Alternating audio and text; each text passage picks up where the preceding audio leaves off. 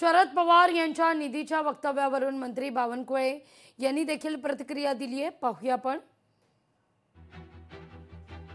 सरकारच्या योजनांचं संपूर्ण मांडणी आम्ही करत असतो। निधी द्यायचे अधिकार सरकारचे आहे, त्यामुळे आम्हाला जे अधिकार प्राप्त आहे म्हणजे तीनही पक्ष जो त्या ठिकाणी निधी वाटपाचा निर्णय करतं, शिवसेना किती, राष्ट्रवादी किती किंवा भाजप किती, आमचे आमदार तसे नियोजन करतात।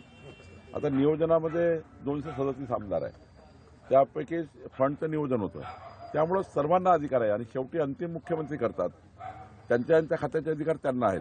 तर मला असं वाटतं की शरद पवार साहेबांनी सरकार चालवलं अनेक वर्ष, त्यांनी सरकारमध्ये बसून निधी वाटलेला आहे, त्यांनी अनेक निवडणुका निधीची घोषणा करून लढलेल्या आहे, त्यांनी अनेक निवडणुका निधीच्या घोषणा करून जिंकलेल्या आहे। त्यामुळे शरद पवार साहेबांनी आता इतक्या उशिरा आम्हाला हे सांगणे मला वाटतं योग्य नाही।